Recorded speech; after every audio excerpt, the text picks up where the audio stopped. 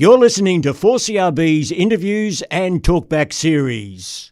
We have Supreme Court Judge David Ashton Lewis with us this morning. Good morning, David. Good morning to you, Colin. Good morning to everyone listening, and particularly, no one has written in or called in, so I won't say good morning to anyone other than my son. And everybody who's listening today. I will get to that my son who's he's in Australia, arrived from England on Monday, and he's getting ready to fly out to Auckland to see his cousin, Zane Nongor, playing for the Reds in Auckland. Sadly, I think they're playing the Highlanders, and they're going to get beaten. Oh, no more football jockeying. No, yes, particularly with last night. There's a lot of discussion around coffee tables in offices today. So what are we discussing today, Colin? Oh, I should say good morning to everyone else. Don't know your names, but good morning to you all. Thank you for supporting us, and thank you for listening to us. Near-death experiences was your topic, David. Yeah, NDEs, which is short for near-death experience. And there appears to be a lot more being said about this and talked about this as people become more comfortable to share what happened to them. And I've had the good fortune to read a book by a Harvard neurosurgeon called Dr. Eben Alexander. And he had one. And he's written a book entitled Proof of Heaven. And I think he's still practicing medicine, but spends the majority of his time now on speaking circuits, recounting what happened to him. Now, that book is amazing. And what he recounts that happened when he was clinically, both by heart and by brain, dead. There was no function, and he was kept alive for a week on a life support machine. One of his colleagues, who was also a Harvard professor and a surgeon, called Dr. Alexander's wife, and a son who was in second-year medicine, and a 12-year-old son, and said, I don't think that we can save him, and I think it might be time to let him go. And so they all gathered in the room, and they asked his wife, would you please turn the life support machine off? She went to do it, and when she had her hand on the machine, all of a sudden, Dr. Alexander sat bolt upright, the bed, and said, what am I doing here? Because what had happened, he was shaving a week before, getting ready to go to his practice and also to teach at Harvard Medical School, and he slipped and fell, or he collapsed, and slipped and fell, but he collapsed something in his brain. He had a massive hemorrhage in his brain, and that led ultimately a week later to no brain function, no life signs at all, and yet when his wife goes to turn the machine off, he sits up, and his memory was, what am I doing here? I was in the bathroom having a shave.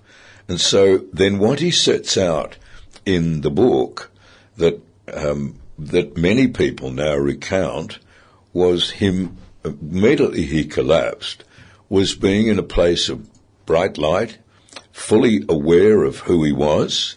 While he said, I couldn't see myself bodily, I knew and saw myself. And he was drawn to a light, and then he was met. He first went through what he believed was hell, and he was shown it.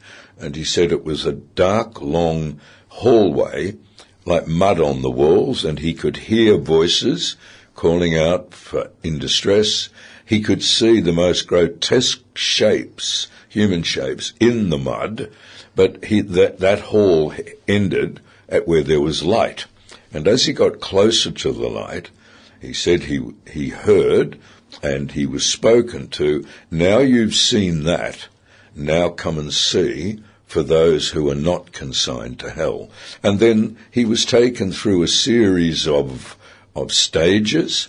He said, I had an angel beside me, but with no bodily form, and we did not speak with mouth, but it was like a thought transference. I knew it was an angel, and he said, we went through and looked at different places, and he said he was over meadows and seeing children and animals, horses, dogs, cats, in this greens and colours. He said that while we have yellows, blues, reds, greens, violets on earth, he said in heaven, you can't even compare it. It's hard to describe. And then ultimately, I'll cut short now on this and we can discuss, he ultimately had only learnt that, sorry, I'm wrong, he had this beautiful young woman, again, sitting beside him with this angel, and she knew everything about him. And he had been told that he'd had a sister who had died at the age of 3, and he said he realised after a short while with this other angel or other soul, it was his sister. And she was able to speak to him about things that only the family knew, both before, she was only 3 when she died, and he thought, how could she have known of something that grandparents did? But she did. And his father was also a Harvard surgeon. So anyway, he goes through and he says at the end of it, I have no fear of death at all. I was given the privilege. And what he said, he was asked by patients that he said, I saw some of my most lovely patients who had really strong faith die. I saw some of my patients who were atheists die. And he said, I was an agnostic. I was not prepared to say there is no God. I was not prepared to say there is because of what I'd seen. Anyway, he says he was taken and to meet God. That was just a brilliant light, and spoke to him, and there were angels, other thought transferers around what appeared to be a great podium where this great bright light was. Now, you read it, you can either believe it or dismiss it. But now that you've got people, particularly him, of that status, coming out and writing a book like that, it could have damaged his surgical career, his standing of being a graduate of Harvard, and we all know Harvard, Princeton, Yale are the Cambridge and Oxford of the United States. So the most interesting book, and it's called Proof of Heaven by Dr. Eben, E-B-E-N, Alexander. And if you're interested, I would certainly encourage anyone to buy it.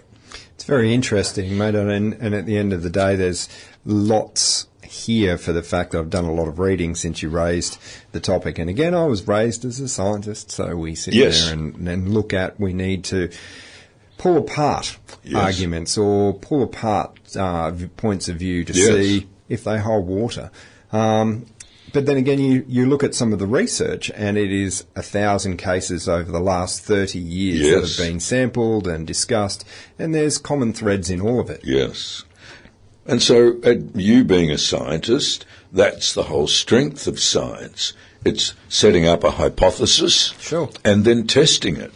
And that's why we in the West are quite advanced, because we, as we've talked on many occasions, we stopped believing religious comment, we separated church and state, and we hopefully respected religion, but made it quite clear we will not be ruled by it. And so therefore, what a great text might say about the creation or about the universe is respected. Yes. But then people of your background, scientists, say, well, let's look at evidence and let's have a look further at this. And you can look at the way it works. And again, you and I are great students of history, David, so we look back at how we have progressed through the ages. Yes. And faith was something that the term God-fearing was the term that was used, and it was because there was so much unknown in the world. If you caught a cold and your child passed away, it was, oh dear, well, you know, it was God's will. It was God's will, or we'll something of the it. like. Yes. But now, as medicine has expanded all the way through, we explain it that it is a virus, or it is a bacterial infection, or a fungal infection, or something of the like. And we can explain away some of these things and go, well, now we've got a medicine, we can solve that. It isn't God's will. But we can, and the two can harmonically live together. And I'll give you an example. When I was a young man in my early 20s, I'm a Christian, and I belonged to the Anglican Church, this group in Melbourne called the Mission to Streets and Lanes. And we would go out 3 nights a week, and bread had to be sold in a day. And if it wasn't, it was usually given out to certain charities. So bakeries took bread, and whatever they hadn't sold at the end of that day was donated. We had a number of bakeries, and we had a couple of big station wagons, and we would go 3 nights a week to those bakeries and just fill it with all different breads and buns and sweet buns, and then we would deliver it to homeless people in the parks or in the streets or in the lanes or in what horrible housing commission flats, 15 stories high. And we would deliver it. And one of the young men who was with it, he was a devout Christian. He was English, and he'd come out from England because he felt called to come to Australia and do work like this. He was going to go back to England and then continue with his university career, and I think he was studying literature at Cambridge. But he was a gentle, kindly man, and his appendix started to rumble. And we all said, he'd been to the doctor and said, look, you should be in hospital. No, I've prayed, the Lord will heal me. And so we watched over a couple of days, and we said, look, if this appendix burst, you could die. Don't worry, he said, the Lord will heal me. I've prayed, and I've had a message from God that I will be healed. So I'll rely on God. Anyway, one of the ladies in the group said, I can't put up with this anymore. And so he was living at a mission house established by the Anglican Church in Victoria. It was an old Victorian mansion, but it had all been modernised, and it was there were rooms there and a kitchen for people like ourselves who were giving time. Anyway, one of the girls called the ambulance. And the ambulance got there, and the people came in and said, oh, good heavens. And they rushed him to the Royal Melbourne Hospital, and he was operated on. And the next, either morning or the morning after that, we all went in to see him. His name was Lawrence, and he was really despondent because he had a strong faith, and he said, I can't understand why the Lord didn't heal me, because I'd received clear direction from God that I was going to be healed, and healed by him. And he said, but I've had a knife in me, remove my nearly burst, and they did tell him that you were very lucky to come when you did. And so one of the ladies, again in the group, said, why are you saying that God didn't heal you? And Lawrence said, well, because I had to come here and be cut open. And she said, so you don't believe that modern surgery and a surgeon's skill, education and training is as much from God as a miraculous gift that is hard to explain? And she said, sadly, Lawrence, for you, but happily for me and I think others here, we saw the proof that God has healed you.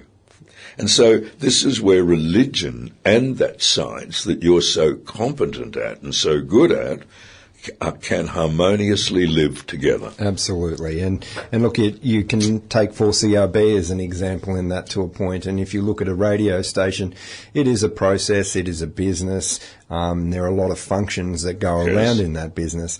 But I find it amazing since I have been here, and it's one of the best examples of it, is that there are a number of problems that over the years 4CRB has gone through, and it is, I wouldn't say whether you call it faith, whether you call it grace, whether you call it luck, whether you call it just good fortune. To me, those problems are miraculously solved. They are. It almost like they walk through the door or they come through the phone. Yes. And that's the faith component. Well, one of the things I'm glad you've been researching into this, and I've certainly for a number of years now, and one of the things that comes up when, people of high standing, government, judges, surgeons, one of the things that sometimes comes up on a pretty regular basis is where I went, what I saw, and what I was told by angels or by God speaking. It's made me realize that the impressions that we have of heaven on earth are totally wrong. Right. Well, There you go. And so, look, what that beautiful word in Scripture, though it's, lo, we see through a glass darkly now, but in that day all things shall be made manifest unto all mankind. And that's what you're hearing some of these people who've had a near-death experience gone through it. There's usually, I have no fear of death. Yes. I didn't want to come back. Even though I had children and a wife, I just felt, everything's all right. But a voice said, you've shown this to teach others, but it is not your time yet. You must go back. And so you hear that quite often, but particularly our image of heaven and angels and God is nothing like the reality. And I don't think it is. No. Yes, so look, it's a real challenge in life, and it's part of life. And because we live, now, where a person, and particularly people in highly respected positions with high education, now cannot be afraid to say, well, this is what happened. And it's a bit like people who claim they were abducted into a UFO and spent time in there and had creatures examine them and say to them, we are not going to hurt you. And they weren't. And they then found themselves back in a paddock where they'd been hunting or where they'd been fishing, and they thought, well, look, I'm not afraid to tell this now. Look, it's funny. It's our journey through life is almost an enlightenment in many ways. And I remember an early view of you sitting back and watching older adults and some people who have never been part of a church or spiritual in any way, shape or form as they get towards the end of their life, find the Lord. They do. And my first opinion in my younger years was, well, we're hedging our bets. As I've got older... Well, what a callow youth you were, Colin. As I've got older and older, I've understood, well, you know what, there are different points of view, and your ideas and thoughts and opinions mature just as you do. Exactly and right. Where you may have had a wayward life, let's call it, it may be that you are enlightened towards the end. Yes, and one that I read, again, a couple of years ago, one of the reasons why a near-death experience seems to happen in many instances for people who have no faith and people who have either lived not the best of lives are shown to say to those who have no faith, there is more. Yes. You've now seen it. And the other one, to people who haven't lived the best of lives, there's been, you have a chance. And that chance is to enter here. Now, usually those people, the ones that I've read, have been shown hell. And again, hell is nothing like what is portrayed in earthly life. But one man said it beautifully. Hell is the most frightening and horrible thing because you're separated from God And if you're separated from God, you're separated from love. Look, one of the other great examples of this is we've got a wonderful volunteer here who I will not embarrass by sharing her name. And she absolutely lives and breathes this. So the example here is that she was selling a house, wanted to downsize, move into a unit. Yes. And so the sale of the house went through before she secured a unit, and came to 4CRB and was telling us, "Oh, don't worry, the Lord will solve my problems." And I said, "Okay, what happens if the Lord doesn't solve your problem?" "Oh, well, look, I've lived in my car before. I'll live in my car again until it does." And I'm thinking to myself, starting to wring my hands. She's, in her late 80s, and we're all worried for her. No. She wasn't worried. It miraculously the path laid out before her, and a unit became available in the nick of time. She purchased it and has never been happier. Well, one of the other, that's a lovely, and I know who you're speaking of. One of the other things that all these near death and a view of heaven, Eben Alexander, proof of heaven, bring home is this: sometimes God says no. Yes. And the prayer is answered, because we all want positivity. And so we pray and we ask for something, we hope for something. And the hardest thing in one of the tracts I've read on this is praying for that little 3-year-old to come through the operation and live, and the child dies. Yes. And the counsellor says, God did answer your prayer. What you wanted was that child to grow into adult and you would watch it through the years, but God said no. Now be prepared for what you're going to meet when you cross the rainbow bridge at the end of your life, and you'll be surprised who's standing there waiting to greet you. Yeah, we've seen that scenario played out a few times. I've got a friend who has never really recovered from a situation like that. In fact, blames a great many things and has really not led a wonderful life since. Oh, look, I buried my 3-month-old baby daughter. I have 4 children, 1 son, 3 sons, 1 daughter, and she was just like for any man, a daughter for a father, and I would nurse her and cuddle her and give her bottle when Mum was too tired to feed, and she died. Yeah. And then to see my wife carrying a white coffin, just no more than about 1.5 feet long, and to see this beautiful little angel lying in it with baby's breath plants around her face, in a beautiful little dress that we had bought, and a chain. We gave each of our children, when they were born, a chain with a heart, an anchor, and a cross. And the boys have still got them, and they are faith in the cross, hope in the anchor, and love in the heart. And so we buried her, and I have a beautiful photograph of her in her coffin, this 3-month-old baby, with that around her neck. And so I've never had a near-death experience, but I'm prepared to give it credence. So I look forward to a beautiful young woman greeting me, and me, who are you? And she will say to me, look closer. And I will look closer, and she'll say, look closer even still. And I will be made aware. Now, I'm going to say goodbye to Lynn, because I've asked her to critique our show today, because she's an avid listener, and she loves you and I and our conversations.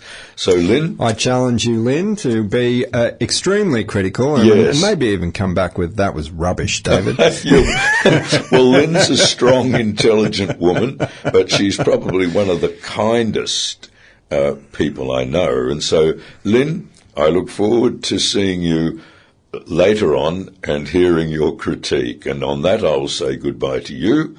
I will say goodbye to Somerset. And do you want us to sum up? Yes, I'm going to sum up initially Good. and say that my takeaway from this week's discussion and the research that I did is Yes. out of all of these 1,000 examples that I read about in my readings from the book on the University of Virginia, I think it was. Yes. Well, they've done massive studies on it. It was the commonality of everybody's experience. Yes. Now, you might go down to and say, but the minutiae or the details were all slightly different. They were. Yeah. But at the end of the day, the theme and the way it all worked Yes. was very, very common. And for Well, the 1,000 floating people, over the body and seeing yourself Yeah. heading through a tunnel to a white, light. a white light, Yes, a white light. darkness along the way, not your time. Yes, Yes. Here is what you could look forward to going forward. Yes. As long as you walk the right Yeah, path. yeah. David, your summary. Well, look, I think it's too easy and too immature now to just dismiss this stuff as, oh, it's the brain dying and you're having hallucinations or it's a dream. I think when you get, again, people who are just as educated and more so saying, no, it was none of that, and Eben Alexander shows medically in his case how it couldn't be that, because he said, I had no brain function, and you need to have a functioning brain to hallucinate. And he said, my whole cortex was shattered. So I think it's worth giving credence to it, listening to it, and I would like to invite anyone of our listeners who has had such an experience to email or ring in to speak to Colin and to tell him of their experience. So, a good topic, near death. All I right. tell you why, because we're all going to die. All right, we're running up against local news, so we're going to have to run away. David Ashton Lewis, thank you very much for your time. Well, as this always, week. thank you, Colin, and thank you, everyone, for listening. You've been listening to 4CRB's interviews and talkback series. Support local online content and become a financial supporter today at 4crb.com.